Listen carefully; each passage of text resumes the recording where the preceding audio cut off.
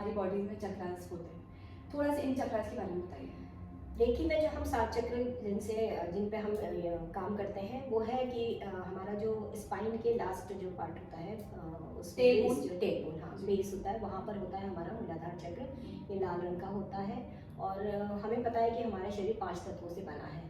तो सबसे पहले पृथ्वी तत्व जो आता है वो ये पृथ्वी तत्व वाला होता है। इनके बीज मंत्र होते हैं। इन बीज मंत्रों के द्वारा या फिर ओम के द्वारा इनको हम जागृत करते हैं और एनर्जाइज करते हैं। इसके बाद हम हमारे नाभि से नीचे स्वादिष्ठान चक्र, जिसमें हमारे यूरिनरी ऑर्गन, सेक्सुअल ऑर्गन्स होते हैं, तो इससे रिलेटेड जो भी समस्याएं हैं या जो भी हार्मोन्स हैं वो यहाँ पर मेडिटेशन करने पे, यहाँ पे ओम का ध्यान करने से या बीज मंत्र का ध्यान करने से वो रिलीज होती हैं। फिर आता है हमारा मणिपुरी चक्र, सूर्य चक्र या सोलर प्लेक्सस जिसको कहते हैं। तो सूर्य नाम है तो यहाँ पे अग्नि होती है, तीसरा तत्व अग्नि आ गया। स्वादिष्ठान चक्र जल तत्व वाला होता है। यहाँ से अग्नि है तो एग्रेशन भी है और कॉन्फिडेंस भी है। तो हमें एग्रेशन कम करना है, कॉन्फिडेंस बढ़ाना है, तो यहाँ से ये काम करता है। फिर हार्ट में फीलिंग्स है, हमारी भावनाएं हैं सारी। तो भावनाएं तो दोनों तरह की हैं, पॉजिटिव भी है, नेगेटिव भी है।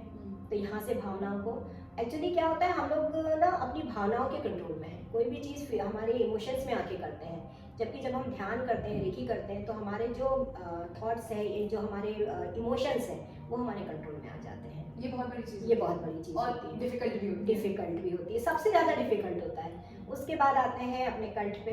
तो जो जितनी भावना है उनको व्यक्त करने का चक्र होता है ये।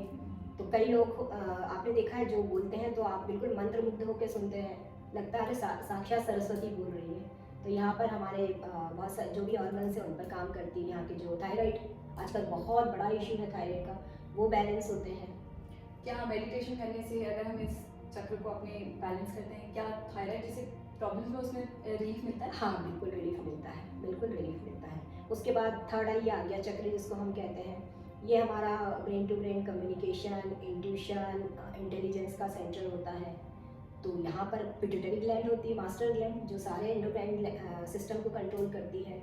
उसके बाद आते हैं हम टॉप पे, अगर आ जाए तो हमारा सहस्त्रार चक्र, जहाँ पर हम आ जाते हैं तो फिर तो डिवाइन पावर्स, हाँ, थोड़ा सा ऊपर होता है पोजीशन उसकी।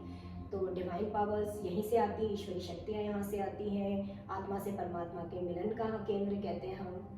और अपनी आत्मा के शुद्धिकरण का केंद्र होता है। तो जब नीचे से हम मेडिटेशन करते जाते हैं, चक्र ध्यान करते जाते हैं, बीज मंत्रों से उच्चारण करके हम करते हैं, तो धीरे धीरे क्लैरिटी आ जाती है और पूरा एंडोक्राइन सिस्टम, हमारा जो सारे हार्मोन्स है वो बैलेंस हो जाते हैं। और जब हार्मोन्स बैलेंस हो गए तो आप तो ठीक होने ही लगते हो, आपके इमोशंस पे कंट्रोल होने लगता है, आप शारीरिक मानसिक रूप से ठीक होने लगते हैं। जब शारीरिक मानसिक रूप से ठीक हो जाते हैं तो आपकी बॉडी तैयार हो गई आगे की जर्नी के लिए।